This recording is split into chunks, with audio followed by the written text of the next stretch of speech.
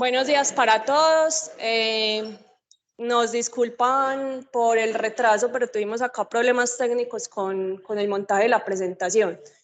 Hoy nos corresponde el club de revista al grupo 2 del Hospital Alma Mater y vamos a hablar del manejo conservador o del manejo no convencional en pacientes con trauma cardíaco penetrante. Bueno, entonces a manera de introducción, el trauma cardíaco penetrante tiene una mortalidad que puede llegar hasta el 94%, sobre todo en el ámbito prehospitalario.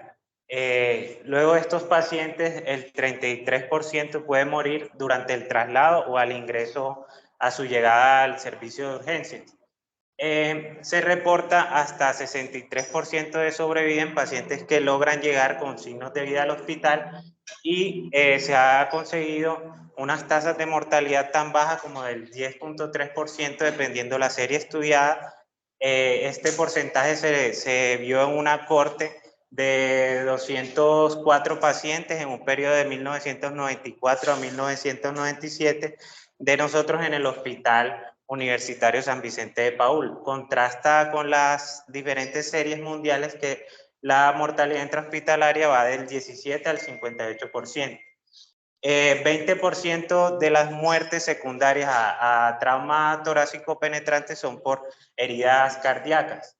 El diagnóstico inicial se hace basado en las guías que hay actualmente con un FAS o una ventana pericárdica positiva, y el manejo a seguir, el gol estándar sería la toracotomía o esternotomía para la exploración vía abierta y el reparo de las lesiones.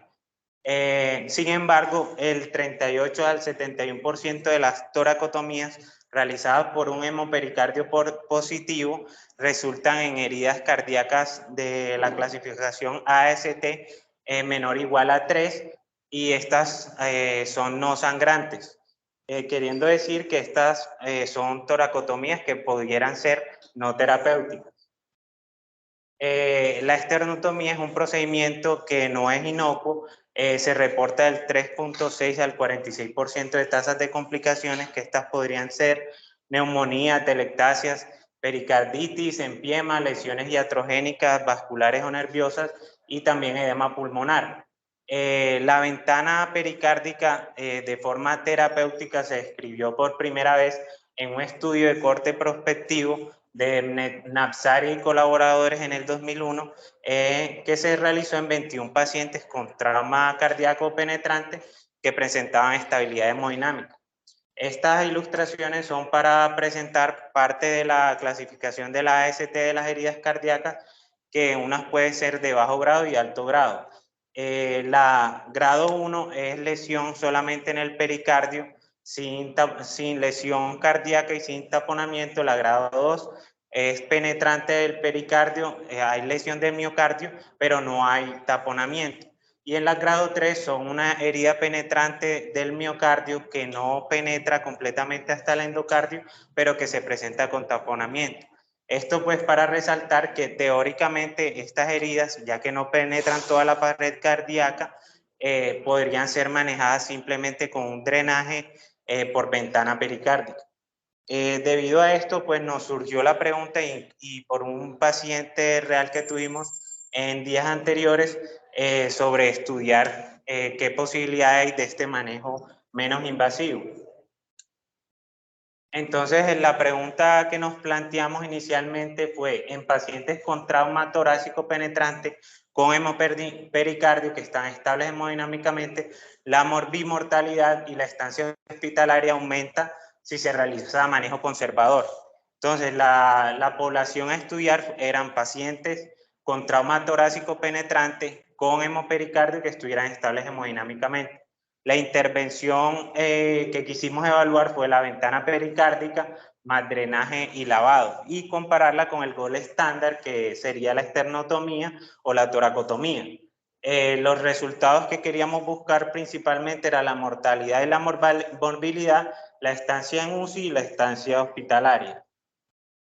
La estrategia de búsqueda fue en la plataforma PubMed. Ingresamos las palabras hemopericardio, esternotomía, toracotomía, ventana pericárdica, trauma torácico penetrante, heridas cardíacas y ultrasonografía. Encontramos un total en el periodo del 2010 al 2023, 10 artículos, cuales leímos y seleccionamos los que creímos que mejor podrían responder nuestra pregunta y tenían un mejor diseño metodológico.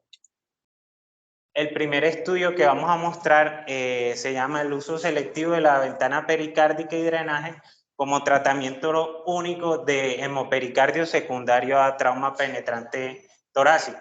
Este es un estudio del 2018, se realizó en Las Vegas, Nevada, en el centro hospitalario universitario de esa universidad. Fue un estudio de corte retrospectivo que duró, tomaron datos de 16 años, desde el 2000 hasta el 2016. Fue unicéntrico en este centro de trauma. Se seleccionaron un total de 78 pacientes, eran pacientes con hemopericardio secundario a trauma torácico penetrante y que estos hayan sido llevados a esternotomía, toracotomía, ventana pericárdica o ambas. Se separaron los pacientes en dos grupos, el primer grupo con ventana pericárdica que se llevaron a drenaje y lavado del hemopericardio y se les dejó un DREN, y el otro grupo fue los pacientes que se llevaron a esternotomía y que en el hallazgo intraoperatorio fue de lesiones cardíacas grado 1 a 3.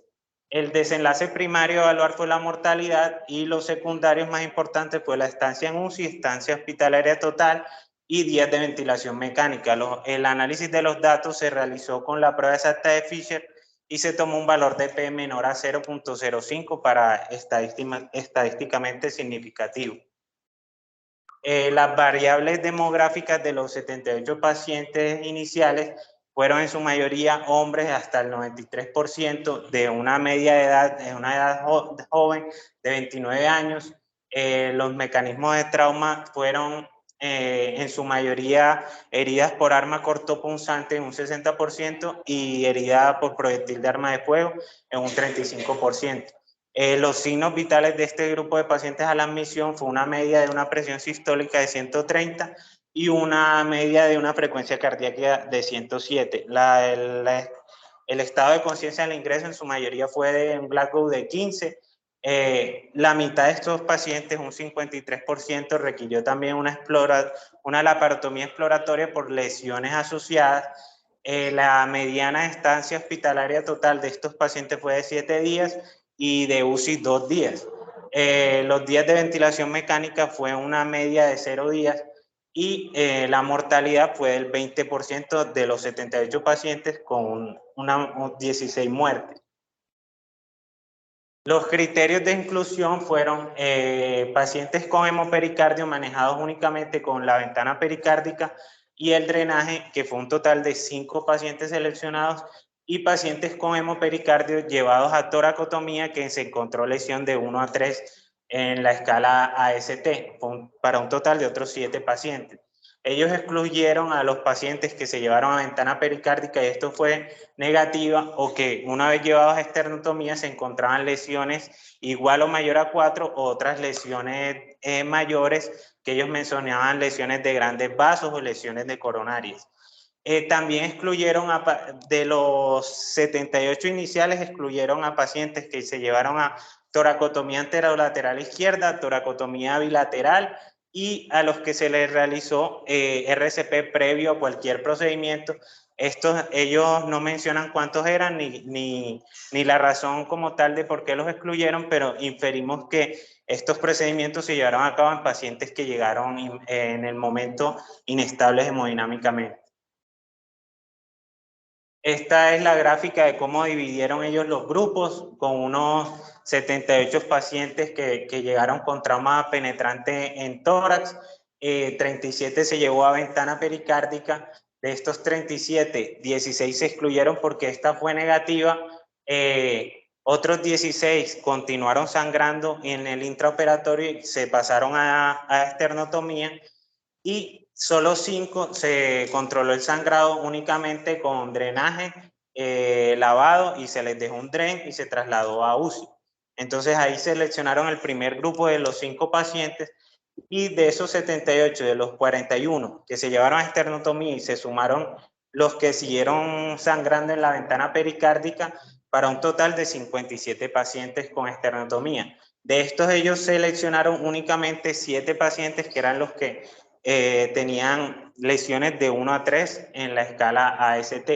Ellos explicaban que habían seleccionado ese grupo de pacientes porque para ellos asumieron arbitrariamente que las heridas grado 1 a 3 encontradas en la esternotomía eran similares a al grupo que se logró controlar con solo ventana pericárdica. Esta tabla es una tabla complementaria del estudio para mostrar, porque en la anterior no especificaba, que el diagnóstico inicial de hemopericardio en esos pacientes con trauma penetrante de tórax se realizó en su mayoría con un FAS positivo, en otros se realizó ecocardiograma transtorácico, en uno transesofágico, y 3 de los pacientes no explican cuál fue el método diagnóstico inicial. Entonces, el grupo de los 5 pacientes que se llevó a manejo únicamente con ventana pericárdica, a esto se les realizó un drenaje, lavado, se confirmó en el intraoperatorio el cese del sangrado, se les dejó un dren y se trasladó a vigilancia en UCI. El grupo de los 7 seleccionados de esternotomía, 4 de esos 7 no tenían lesión cardíaca como tal, 3 de los que tenían lesión cardíaca, solo 2 requirieron sutura y 1 ya había dejado de sangrar. Entonces, de ese grupo, ellos concluyen de que 5 de las 7 esternotomías no fueron terapéuticas, como explicamos teóricamente anteriormente de esas lesiones hasta grado 3 en la escala AST. Los resultados que ellos mostraron y sus conclusiones, esa tabla es la de los resultados en la comparación de los dos grupos. En ella, el día de estancia hospitalaria en los que se llevó solo a ventana pericárdica y drenaje fue de una media de 5, y de esternotomía la estancia hospitalaria total fue una media de 7. La estancia en UCI para la ventana pericárdica únicamente fue una media de 4 días y el de esternotomía de 2 días. Ellos hablaban que posiblemente esa mayor estancia en UCI de la ventana pericárdica fue al no tener eso protocolizado y ser unos estudios iniciales, se tenía como mayor temor a la vigilancia de estos pacientes que no se llevaron a esternotomía. La mediana de días de ventilación mecánica fue muy baja, un solo día para la ventana pericárdica y 0 días en los pacientes con esternotomía. En ninguno de los dos grupos hubo mortalidad y ellos concluyen que estas diferencias entre los grupos no fueron estadísticamente significativas, entonces concluyen que los dos manejos son seguros. Ellos, como conclusión general, dicen que los pacientes con trauma torácico penetrante estables hemodinámicamente con hemopericardio se pueden llevar de forma segura a ventana pericárdica con drenaje y lavado si no se estabilizan o si presentan detención del sangrado, o de lo contrario serían llevados inmediatamente a esternotomía para de esta manera, con este algoritmo que ya les vamos a presentar, disminuir la tasa de esternotomías no terapéuticas. Entonces, finalmente ellos proponen este algoritmo que es que el paciente que llegue con trauma torácico penetrante estable hemodinámicamente, ellos el inestable obviamente lo sacan de este algoritmo. Primero se le hace una radiografía de tórax para evaluar si tiene motoras o neumotoras y realizar el manejo de estas patologías, y si se sospecha herida cardíaca, realizar un FAS. Si este FAS es inconcluso, se llevaría a toracoscopia, pleuroscopia o ventana pericárdica, y el FAS, de ser positivo, se llegaría como manejo inicial a la ventana pericárdica. Si es negativa, se daría un cierre primario o con la posibilidad de dejar un dren para seguimiento, y de ser positiva se daría un drenaje, un lavado. Y ellos mencionan también el uso del ecocardiograma transesofágico para evaluar que no haya resangrado. Ellos no explican claramente por qué incluyen en el algoritmo el ecocardiograma transesofágico en una de las tablas complementarias a varios pacientes. Posteriormente se le hizo ese estudio, pero no aclaran por qué y bajo qué criterios. De estos pacientes que se llevaron a lavado pericárdico y drenaje, sí continúan sangrando, se inestabilizan, irían a esternotomía. Si el drenaje, si el sangrado se detiene, se mantiene estable y en el ecocardiograma transesofágico no hay resangrado, se les dejaría un dren en el pericardio y vigilancia en UCI. Finalmente, pues el estudio tiene muchas limitaciones. Sus limitaciones son que es un tamaño de muestra muy pequeña, que es un estudio unicéntrico, que es retrospectivo, no es aleatorizado ni no hizo cegamiento, no hubo un plan de seguimiento como tal estandarizado. Ellos no definieron claramente qué criterio era estabilidad e inestabilidad hemodinámica, aunque sí publicaron los parámetros vitales de los pacientes que tomaron de la muestra. Además, no hay posibilidad de conocer el grado de lesión cardíaca en la escala de ST de los que se llevó a ventana pericárdica, por obvias razones de que no se llevó una exploración abierta, y entonces no es posible saber si los grupos eran similares, como ellos mismos explican que se tomó arbitrariamente. Ellos creen que son similares los grupos porque los pacientes que se encontró en esternotomía, las lesiones de 1 a 3, ellos creen que son similares a los que se controlaron con solo ventana pericárdica. Tampoco no definieron la cantidad del hemopericardio drenado a los que inicialmente se les realizó la ventana pericárdica, posteriormente pasaron a esternotomía. También asumieron que los pacientes tratados únicamente con ventana pericárdica tenían solo lesiones de bajo grado y no hubo un seguimiento como tal a largo plazo.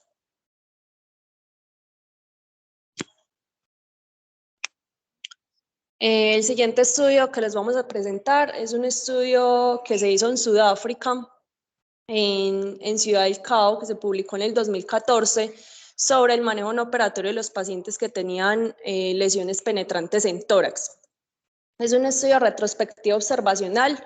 Ellos recogieron pacientes del 1 de abril al 30 de agosto de ese mismo año, de 2012, e incluyeron todos los pacientes que ingresaban a ese centro de trauma con lesiones penetrantes al tórax. El objetivo de ellos era evaluar un protocolo que ellos pues iniciaron del manejo de estos pacientes y la tasa de éxito del manejo no operatorio con ese protocolo que iniciaron. Los criterios de inclusión eran pacientes que llevaban con heridas en tórax posterior. Ellos colocaban unos límites del área clavicular hasta el 12º arco costal. En el área anterior y posterior ponían la base del cuello hasta el 12º arco costal. Eso para armas cortopunzantes. Y para armas de fuego ellos extendían esa área torácica hasta la región inguinal y hasta la región glútea. Inicialmente en el protocolo que ellos plantearon, todos los pacientes, digamos que se dividían en dos grupos, estables e inestables hemodinámicamente, y se hacía un manejo inicial según el ATLS. Ellos definieron inestabilidad hemodinámica como cualquier paciente que tuviera presión arterial sistólica menor de 100 milímetros de mercurio o que no respondiera a la reanimación inicial con mínimo 2 litros de cristaloide y que tuvieran una presión arterial sistólica menor de 60 persistente. Entonces definieron como 4 intervenciones en esos pacientes. La primera intervención eran pacientes que llegaban inestables hemodinámicamente o con pérdida de signos de vida o una presión arterial sistólica menor de 60 milímetros de mercurio persistente o que llegaban en paro cardíaco con menos de 15 minutos pues, de la parada. Y todos esos pacientes pues iban, como todos sabemos, como a toracotomía de emergencia, ¿cierto? El otro grupo eran pacientes que ingresaban estables hemodinámicamente, que les hacían una radiografía de tórax o a algunos pacientes les hicieron angioTAC, detectaban un hemotórax masivo y esos pacientes iban a toracotomía o esternotomía según el sitio de la lesión. El otro grupo de pacientes eran pacientes que estaban estables hemodinámicamente, tenían signos de derrame pericárdico y taponamiento cardíaco, iban a esternotomía. Y el cuarto grupo eran pacientes que estaban con hemopericardio, estables hemodinámicamente, o sea, con una sistólica mayor de 100 o que habían respondido inicialmente al volumen de 2 litros con cristaloides y no tenían signos de taponamiento cardíaco. Y esos pacientes, ellos definen que los llevaban a una ventana pericárdica planeada, que era una ventana pericárdica que se hacía 24 horas después del ingreso a la institución. Se dejaba una sonda Nelaton de 14 o 16 frames en la incisión y todos esos pacientes iban a manejo, pues a vigilancia en UCI y se les hacía un examen físico seriado cada 4 horas evaluando el drenaje y los signos de inestabilidad de los pacientes que los ponían como hipotensión o taquicardia. El análisis estadístico de los datos, las variables continuas las evaluaron con percentiles con U-test, las variables categóricas con chi cuadrado, y ellos definieron una diferencia estadística significativa entre 0.001 y 0.005. Entonces, ¿qué encontraron ellos o cuántos pacientes pues encontraron que cumplían criterios de inclusión? En ese periodo de tiempo que fue pues realmente corto, fueron 4 meses, encontraron que ingresaron 425 pacientes con trauma torácico penetrante. Los pacientes que no se les hacía una radiografía inicial y si no había heridas penetrantes se excluían del estudio, y finalmente quedaron 259 pacientes con herida penetrante torácica. Se excluyeron 11 inicialmente, que fueron pacientes que murieron en la escena o que llegaron en paro cardíaco, que fueron 11 pacientes y que no eran candidatos a intervención quirúrgica. Y finalmente quedaron 248 pacientes que fueron a esas intervenciones que les mencioné inicialmente. Uno de los pacientes, digamos que se negó como a la atención médica, 6 pacientes fueron a toracotomía de emergencia, 8 pacientes fueron a toracotomía urgente, o sea, pacientes que tenían un hemotórax masivo, 12 pacientes fueron a ventana pericárdica planeada y 221 pacientes no tenían ninguno de esos criterios y les dieron un manejo no operatorio. Digamos que ellos hacen énfasis en este manejo no operatorio para definir qué pacientes posteriormente podían presentar taponamiento cardíaco o alguna complicación que nos llevara a intervención quirúrgica. Ellos mencionan que esos pacientes que se llevaron a manejo no operatorio tenían un índice de severidad del trauma mucho menor, 9 versus 25, que eran el resto de todos estos pacientes que se llevaron a toracotomía o a ventana pericárdica. Y de esos pacientes que estaban en manejo no operatorio, la mayoría de las intervenciones que se hizo posteriores, que fueron 15 pacientes, 8 tracoscopias fueron por hemotórax retenido, 2 ventanas pericárdicas que fueron tardías después de las 24 horas por taponamiento cardíaco, 4 toracotomías, 2 por empiema y 2 también por taponamiento cardíaco, y una esternotomía también por taponamiento cardíaco. Eso es solamente 15 pacientes de esos 21 que habían metido en el manejo no operatorio. Y ellos dicen que estos pacientes que requieren una intervención tardía, el 100%, pues digamos que no hubo diferencias en la mortalidad respecto a los pacientes que no se les hizo ninguna intervención. Y ya para hablar de, digamos que la pregunta que estamos buscando de los pacientes que se llevan a ventana pericárdica estables hemodinámicamente, ellos hicieron, inicialmente 12 pacientes cumplían con estos criterios.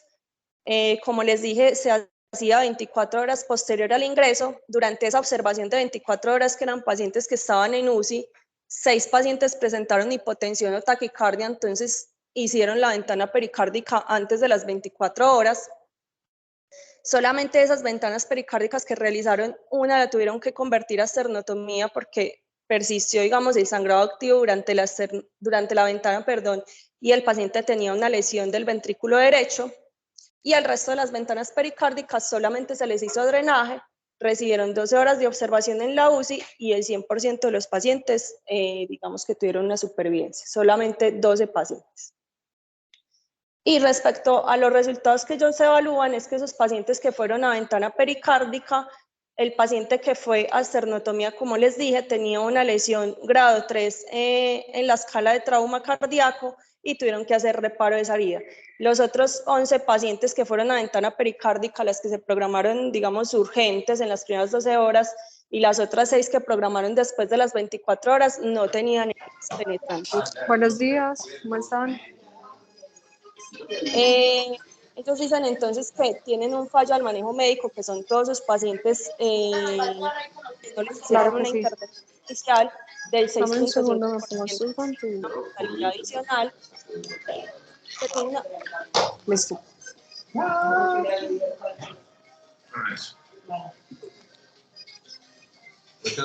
Hay alguien con el...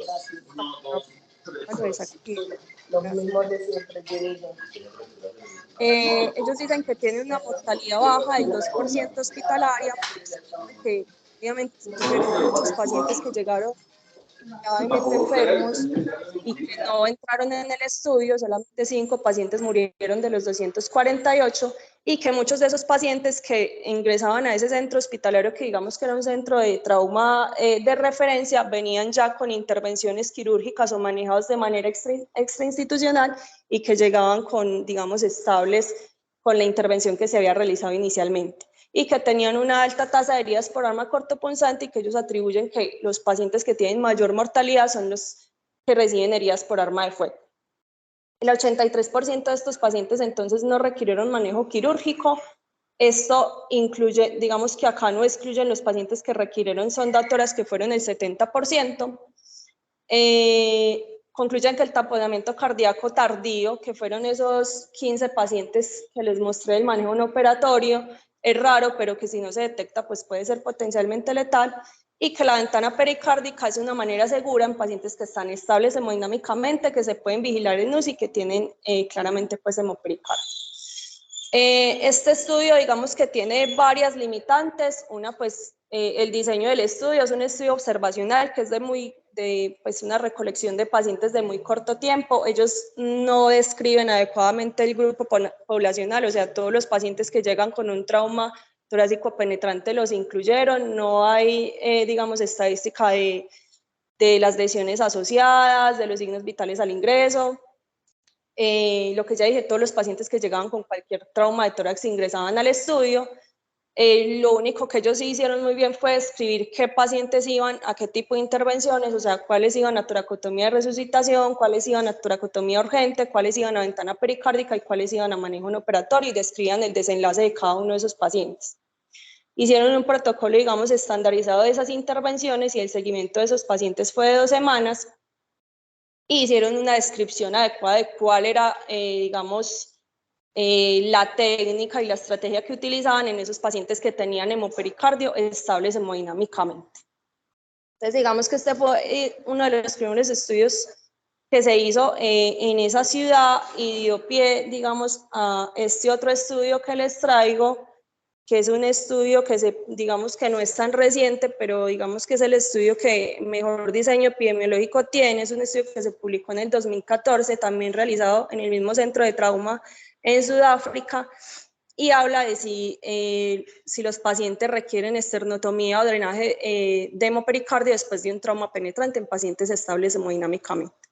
Es un RCT, es un estudio que fue unicéntrico, que recogió pacientes desde el 1 de noviembre del 2001 al febrero 30 del 2009. Los criterios de inclusión eran pacientes mayores de 18 años que tenían trauma cardíaco penetrante con hemopericardio, que se presentaban hemodinámicamente estables al servicio de urgencias y cuando les hacían una ventana pericárdica no tenían sangrado activo. Los criterios de exclusión eran que el paciente llegara con taponamiento cardíaco, que tuvieran una falla ventilatoria y que al ingreso pues requiriera intubación orotraqueal, que estuvieran inestables hemodinámicamente, que ellos también lo definían como una presión arterial sistólica menor de 100, que tuvieran cualquier alteración en el nivel de conciencia y pacientes que consultaran tardíamente después de 1 semana del trauma. Y que por esternotomía, ya les voy a explicar cómo hicieron la aleatorización, tuvieran un trauma ya pues como severo, valvular o de septo. La hipótesis que ellos plantearon para este estudio era que los pacientes que eran llevados a ventana pericárdica sin sangrado activo se podían manejar únicamente con drenaje. Entonces ellos definieron pacientes estables con presión arterial sistólica mayor de 100 o respondedores a menos de 2 litros de cristaloide. Como les digo, el estudio anterior dio como pie para este. Todos los pacientes fueron llevados a ecografía pericárdica y los pacientes que tenían un hemopericardio sin importar la cantidad de líquido eran llevados a vigilancia en UCI las primeras 24 horas. A las 24 horas de observación, los pacientes se llevaban a ventana pericárdica. Si durante el periodo de observación había algún signo de inestabilidad que ellos lo definen como hipotensión o taquicardia, los excluían del estudio y no entraban pues, en la aleatorización. Y la técnica que utilizaban para la ventana pericárdica, digamos que era una incisión subsifoidea, hacían una apertura del saco pericárdico y lo que ellos hacían era que hacían un lavado, ellos dicen un lavado vigoroso con 500 cc de solución salina normal, si los pacientes durante ese lavado seguían con sangrado activo, entonces los pacientes les hacían una esternotomía, y si después de ese lavado el paciente no presentaba sangrado, únicamente dejaban un drain, que era una Nelaton de 14 frames o 16 frames, o los aleatorizaban a esternotomía. Entonces, ¿cómo hacían esto? Cuando el paciente no presentaba sangrado, había como pues digitalizado, aleatorizaban esos pacientes, le entregaban un sobre sellado al anestesiólogo y el anestesiólogo decía, ¿le deja solo DREN o va a esternotomía? ¿Qué desenlaces evaluaron ellos? El desenlace primario fue la supervivencia al alta hospitalaria, los secundarios fueron la estancia en UCI, la estancia hospitalaria y la tasa de complicaciones. Ellos hicieron un seguimiento, ellos ponen que hicieron un seguimiento total de 24 meses, pero el seguimiento inicial fue únicamente a las 2 semanas con una visita, digamos, hospitalaria del paciente. Calcularon un número necesario a tratar de 100 pacientes con un poder del 90% para estimar una mortalidad del 60%, que era lo que ellos tenían, digamos, en su centro de trauma para los pacientes que tenían heridas cardíacas penetrantes. Y definieron una P estadísticamente significativa menor de 0.05. Entonces, en total, cuando ellos aplicaron los criterios de inclusión, ellos recolectaron 348 pacientes. De esos, varios pacientes se excluyeron por inestabilidad hemodinámica, porque no quisieron ingresar al estudio, porque cumplían algunos criterios de exclusión, y solamente quedaron 191 pacientes. Después de esos 191 pacientes, excluyeron otros 80, varios porque cuando hicieron la ventana pericárdica había sangrado activo, cuando los estaban observando en UCI había inestabilidad hemodinámica y tuvieron que ser excluidos, que fueron 36, y algunos porque cuando realizaron la ventana pericárdica fue negativa, entonces no los incluyeron dentro del estudio. Entonces finalmente quedaron 111 pacientes para aleatorizar, de los cuales 55 pacientes fueron a esternotomía y 56 pacientes fueron a drenaje pericárdico. Se hizo pues un análisis por intención a tratar, y del seguimiento de los 2 años, ellos dicen que en el grupo de esternotomías tuvieron unas pérdidas de 26 pacientes, y en el grupo de drenaje pericárdico tuvieron unas pérdidas de 9 pacientes, que da más o menos un porcentaje de 16%. Esta fue como la tabla demográfica que ellos presentaron. Realmente pues tiene muy poquitos datos. Como les dije, 55 pacientes fueron a esternotomía y 56 fueron a drenaje.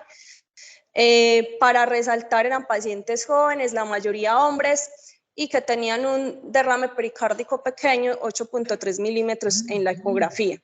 El mecanismo del trauma: la mayoría de los pacientes tenían heridas por arma cortopunzante, y solo un paciente en cada uno de los grupos tenía herida por arma de fuego.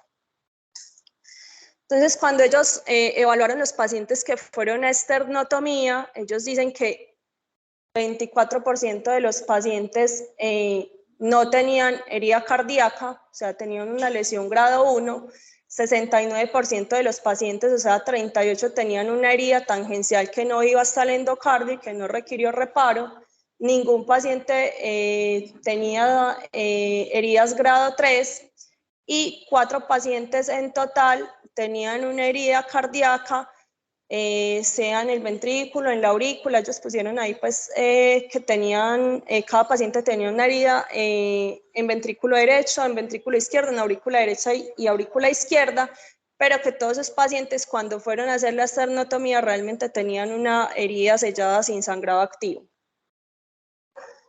La mortalidad de este estudio fue del 0.9%, y esa mortalidad fue solamente un paciente que se murió en el grupo de la esternotomía por una lesión de la arteria mamaria interna. Ellos dicen que durante la cirugía, pues digamos que se percató la lesión, se reparó, se ligó, pero en la UCI presentó nuevamente inestabilidad hemodinámica, sangrado de la arteria, y por eso el paciente pues falleció. La tasa de complicaciones de estos pacientes, ellos evaluaron atelectasias, neumonía, edema pulmonar, infección de la herida, hemotoras coagulado, paro cardíaco, sepsis de origen external, pues infección mediastinal, y la mortalidad pues que les presenté, sin ninguna diferencia estadísticamente significativa. Acá para resaltar que los pacientes, digamos que fueron a esternotomía y drenaje, tuvieron la misma tasa de neumonía, que es, digamos, una de las complicaciones más comunes en este tipo de pacientes, y que el paciente que presentó parada cardíaca y que realmente no murió, ellos dicen que presentó la parada cardíaca durante el intraoperatorio y salió con adrenalina y masaje cardíaco, fue en el grupo de esternotomía. Respecto a la estancia en UCI, los pacientes que fueron, todos esos pacientes las primeras 24 horas fueron a UCI, pero de los pacientes que del grupo de la esternotomía, 55, requirieron estancia en UCI más de un día versus 9 de los pacientes que fueron solamente a drenaje. El promedio de la estancia hospitalaria para los pacientes que estaban en el grupo de esternotomía fue de 2 días, con un intervalo de 0 a 25 días, y los pacientes que fueron a drenaje fue de 0.25 días, con un intervalo de 0 a 2 días. El 84% de los pacientes que fueron solamente a drenaje el primer día, digamos, solamente requirieron las primeras 24 horas de observación en UCI, versus los 20% de pacientes que estaban en el grupo de esternotomía. Es decir, que ese grupo de pacientes requirió mayor vigilancia en UCI. La estancia hospitalaria total fue de 6.5 días para los pacientes de esternotomía y 4.1 días para los pacientes de drenaje, con una P estadísticamente significativa, y ningún paciente de todos los que aleatorizaron requirió intervención adicional por taponamiento cardíaco por síntomas adicionales. En el seguimiento que ellos hicieron a los 2 años, ellos describen que hubieron 3 muertes no asociadas, 2 pacientes que volvieron como a los 8 meses con herida otra vez penetrante a tórax, digamos no relacionada con el ingreso inicial, y un paciente que no supieron por qué murió. Y les mencionaba lo de las 9 pérdidas que hubo en el grupo de drenaje, porque es una pérdida, digamos, significativa del 16% para la población tan poca que ellos tengan.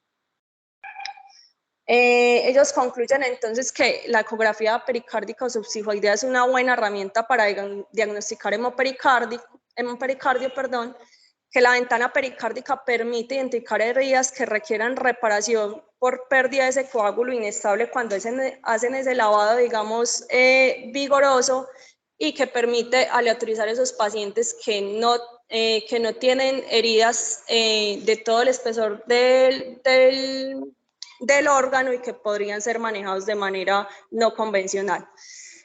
Que el 93% de los pacientes que aleatorizaron y llevaron a esternotomía no tenían lesiones o eran lesiones tangenciales y de baja gravedad que no requirieron manejo, reparo quirúrgico.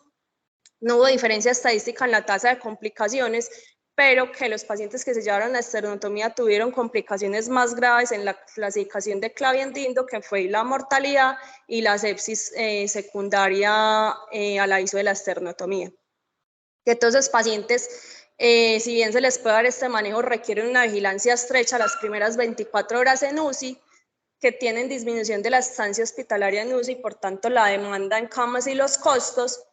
Y digamos una limitante que ellos encontraron en este estudio es que no pudieron hacer un adecuado seguimiento de los pacientes por las pérdidas que tuvieron, y que tampoco, digamos, tenían un protocolo estandarizado para hacerle seguimiento a estos pacientes con ecocardiograma. Entonces, respecto al análisis del artículo, teniendo en cuenta que es un estudio aleatorizado, ellos formularon adecuadamente la pregunta y el objetivo que se plantearon desde el inicio. Definieron claramente los criterios de inclusión y de exclusión de los pacientes, definieron la población estudio y la población de interés, se hizo una estimación del tamaño con intervalos de confianza y la P estadísticamente significativa. Lo que ellos no describieron muy bien fue en la tabla demográfica, digamos, las características de los pacientes. No colocaron signos vitales, no colocaron lesiones asociadas que pueden favorecer mayor, digamos, o menor mortalidad o mayor mortalidad, tampoco hicieron clasificación del trauma. Las poblaciones, digamos, de cada grupo son semejantes, se utilizaron las mismas técnicas de medición, y lo de las pérdidas, que sí hubo pérdidas importantes en la muestra, que puede pues dar un falso, digamos, resultado respecto a la mortalidad por taponamientos tardíos. Se presentaron adecuadamente las diferencias estadísticamente significativas, las conclusiones que ellos proponen dan respuesta a los objetivos del estudio, y digamos que este estudio podría extrapolarse a nuestra población de interés, dado la tasa de trauma que se presenta, digamos, en nuestro país, y digamos que tenemos los recursos para hacer este tipo de intervenciones, que lo que ellos, digamos, proponen es que esos pacientes, si bien se pueden llevar a esa ventana pericárdica y lavado, pues tiene que haber disponibilidad de UCI, y si el paciente en cualquier momento presenta algún signo de deterioro, yo tengo que tener las herramientas o el equipo necesario para llevarlo a la intervención quirúrgica inmediata. Entonces, como conclusiones del club de revista ya finales, digamos que el trauma cardíaco penetrante es una patología que conocemos que es de alta mortalidad y morbilidad, como lo explicó el doctor Iván. Tenemos claro que el gol estándar de los pacientes que llegan con hemopericardio sigue siendo la esternotomía o la toracotomía según la ubicación de la lesión. Los pacientes que se presenten con hemopericardio estables hemodinámicamente después de las 24 horas es probable que tengan lesiones menos graves o que no tengan compromiso de todo el espesor de la pared cardíaca, y por eso se puedan beneficiar de un manejo no convencional. La ventana pericárdica con lavado y ausencia de sangrado activo es un método seguro para manejar estos pacientes, siempre y cuando se realice una vigilancia estricta y se tengan los recursos disponibles para realizar las intervenciones urgentes si es necesario. Y el manejo no convencional del trauma cardíaco es una oportunidad, yo creo, en nuestro medio de investigación, dada la frecuencia de presentación y la ausencia de estudios de mejor calidad a nivel mundial para aplicarlo de manera pues estandarizada. Muchas gracias, quedo atento a las intervenciones y a las dudas que tenga.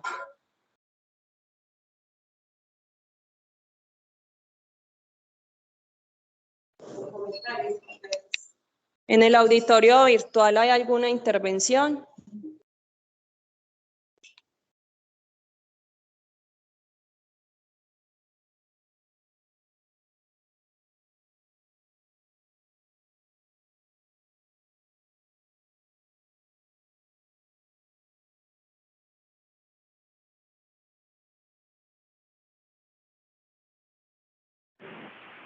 ¿Algún comentario en el audio?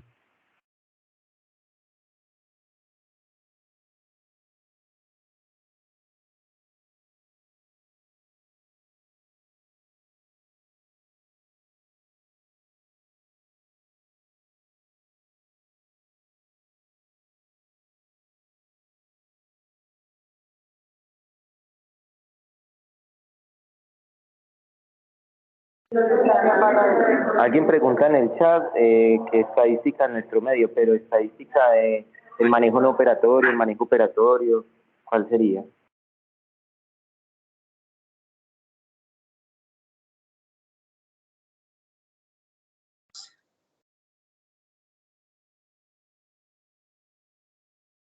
Si la pregunta es, voy a responder suponiendo si la estadística es qué porcentaje de pacientes se presentan, digamos, con esa clínica, o sea, estables hemodinámicamente con hemopericardio. Hay un artículo que publicó, se me da el nombre, qué pena, uno de los profes de la Universidad del Valle, que él dice más o menos que en nuestro medio se presentan un 20% de pacientes con esa presentación clínica y que podrían ser candidatos a ese manejo.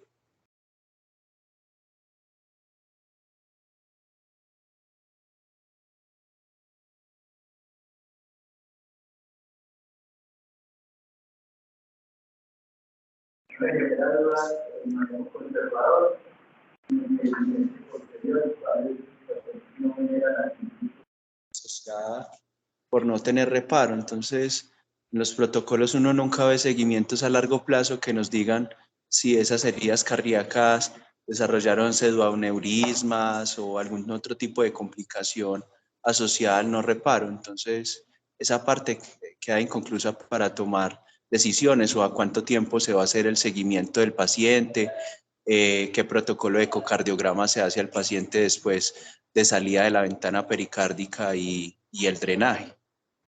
Sí, en el último artículo que les mostré, como vieron, pues esa era incluso una de las limitantes que ellos colocaban, y era que ellos no tenían claro cómo hacer el seguimiento ecográfico, no tenían claro el tiempo, entonces uno, digamos que claro, queda con muchas dudas de cómo hacer ese seguimiento. Y en el segundo artículo que les mostramos, de los pacientes que se iban como a manejo no operatorio, ahí habían 15 pacientes que de manera, digamos, no tan tardías, hacían taponamiento, hacían algunas complicaciones secundarias a no manejar esa herida cardíaca.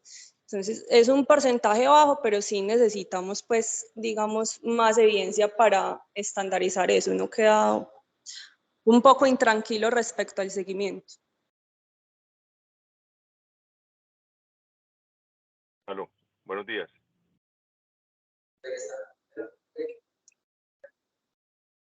Profe, un segundo, doctor Madrid, le damos la palabra un segundo.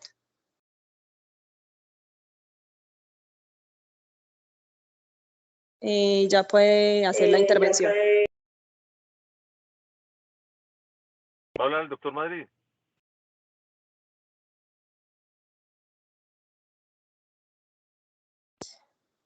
Señor, no, yo Profe, no. sí, No, yo hable. creo que es Juan Jairo.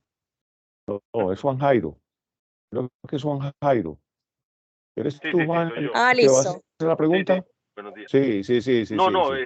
Sí, No, no soy yo. no creo que Adelante, Juan. con respecto a con respecto a lo que habían acabado de preguntar sobre si en nuestro medio hay estudios, no creo, porque nuestra escuela siempre ha tenido la ventana pericárdica como una herramienta más diagnóstica que terapéutica en el trauma cardíaco penetrante. Nosotros cuando nos enfrentamos a pacientes con heridas precordiales, hace años que no teníamos la disponibilidad que se tiene ahora de la ecosusifoidea, que prácticamente quien recibe el paciente en urgencias, el urgentólogo, prácticamente tiene la posibilidad de hacer la herramienta inmediata y determinar si el paciente tiene un hemopericardio, y eso prácticamente en nuestra escuela hemopericardio es igual a cirugía, no a drenaje.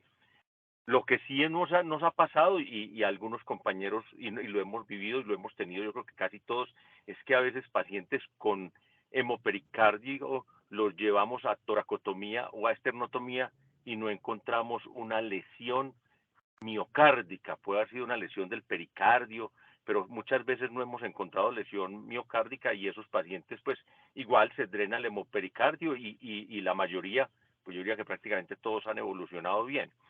Pero nuestra escuela no ha tenido como en ningún momento, ni creo que tenga referencia de pacientes en los cuales en trauma se haya llevado a drenaje simplemente y a vigilancia. Porque es que ¿cuál es el riesgo? Que un paciente con un hemopericardio en algún momento se nos pueda descompensar, de usted hacerle un drenaje y llevarlo a UCI.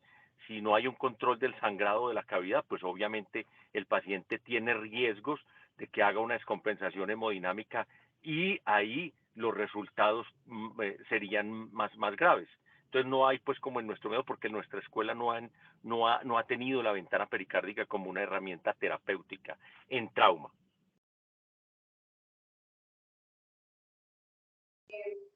Muchas gracias, profe.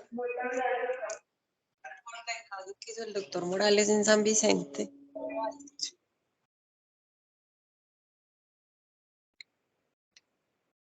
Ahí hay un reporte de caso que ustedes mostraron, pues, para hablar de la introducción y la estadística, un reporte de caso que hizo el doctor Morales en el Hospital San Vicente, un paciente que se le hizo simplemente una ventana con lavado, se dejó un drenaje y se vigiló en la UCI. Yo creo que hicieron un buen trabajo, hicieron la búsqueda y el análisis de lo que hay de evidencia o de los estudios que hay a nivel internacional. Y lo hicieron de forma juiciosa, y los felicito por eso, porque creo que ese es el objetivo del club de revistas. Yo estoy de acuerdo con lo que dijo Juliana, que es una oportunidad también en nuestro medio de definir si podríamos hacer o podríamos tener ese tipo de protocolos, pero finalmente tenemos que tener una evidencia muchísimo más o de mayor calidad. El último estudio es como el que tiene el mejor diseño epidemiológico, pero aún así tiene falencias, y lo que ustedes decían ahorita, la principal preocupación es el seguimiento a largo plazo, ¿cierto? En nuestro medio, el seguimiento a largo plazo es más complejo por el tipo de aseguramiento de los pacientes, por el tipo de pacientes que llegan a nosotros con trauma, porque son pacientes que muchas veces ni siquiera vuelven a nosotros en la cita de revisión, independientemente del procedimiento que hagamos, pero finalmente esa siempre será la duda, ¿cierto? O sea, si yo no reparo una herida cardíaca que no tuvo sangrado ni otra complicación inmediata, ¿qué pasará con esos pacientes a los 3 meses, a los 6 meses? Porque finalmente ese seguimiento no lo hicieron en ninguno de los estudios que ustedes mostraron. Yo creo que para los estudiantes, los internos, este tipo de conductas las podríamos tomar en un medio en el que estamos nosotros los cirujanos, en un hospital donde tenemos la posibilidad de vigilarlos, con unidad de cuidado intensivo, vigilancia estrecha porque estamos las 24 horas presentes y tenemos la ecocardiografía u otros métodos de ayudas diagnósticas que nos ayuden, incluyendo la eco subsifoidea inicial. Esto no es para hacerlo en otro nivel de atención ni para hacerlo el médico general, o sea, esto es una posibilidad de manejo que podríamos considerar los cirujanos, ¿cierto? Porque paciente inestable de cirugía y el paciente estable que tenga signos de hemopericardio sigue siendo igual a cirugía, ¿cierto? Ya la conducta de hacer una ventana o hacer otra cosa, pues la tomará el cirujano. Ahí lo mencionaron algunos estudios, pero la toracoscopia con ventana por toracoscopia es otra opción que pueden hacer los pacientes que tienen hemotórax. Si uno quisiera hacerlo, no tiene que ser necesariamente la ventana subsifoidea abierta, pero puede ser por toracoscopia, pero finalmente es lo mismo, donde tengamos el recurso para hacerlo. Ahora, si no vamos a hacer un seguimiento juicioso de esos pacientes, es decir, si yo no voy a ir cada 4 horas a evaluarlo y no estoy en la UCI y no tengo la posibilidad de intervenir ese paciente en cualquier momento, pues definitivamente esto no es una conducta adecuada. Seguiremos con las dudas hasta que hagamos un trabajo nosotros, que creo que tenemos una buena población para hacer ese tipo de trabajo, pero pues ya habría que plantearlo de forma... Exacto. ¿Cuáles realmente pues sí han demeritado como reparación quirúrgica al momento de hacer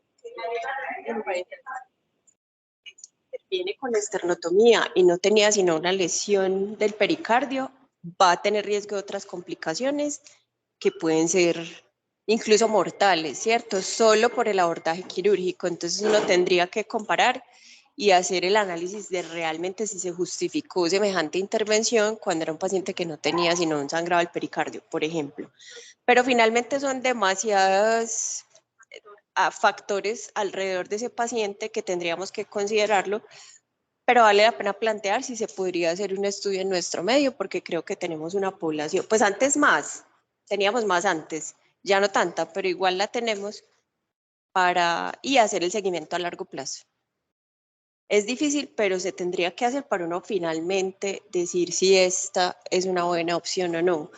Y la tendencia en los estudios que ustedes mostraron es que gran porcentaje, más del 70% de los pacientes que se llevan a esternotomía o toracotomía con una eco positiva inicialmente estables, no tuvieron una lesión importante que requiriera necesariamente esa intervención. Entonces, no es un porcentaje bajito, es un porcentaje bastante importante, independientemente de la calidad de los estudios, pero esa es, digamos, la estadística general.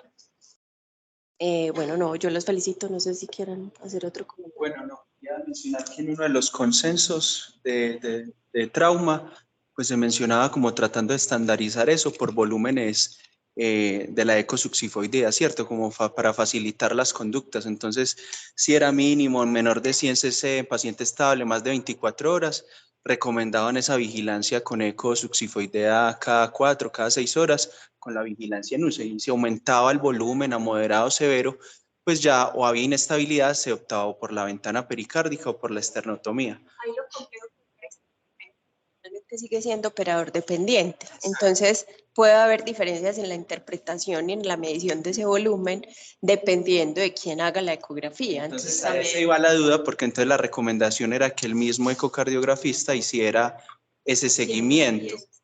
Finalmente para el cirujano se vuelve en el raciocinio de esa decisión algo que puede ser temeroso el hecho de entrar a la ventana pericárdica y liberar, digamos, si es una lesión compleja, que el paciente se exsanguine, si no entra inmediatamente a toracotomía o esternotomía a reparar la lesión. Y es por eso que en muchas ocasiones y casos, pues se termina optando por el manejo quirúrgico abierto en pro de la seguridad del resultado del paciente. Y eso va a ser siempre, obviamente, decisión del cirujano.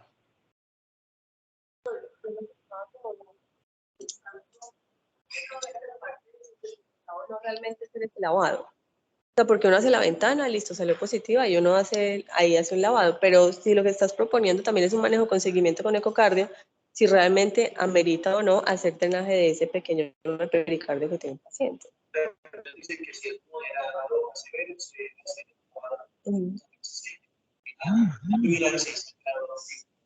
Sería la...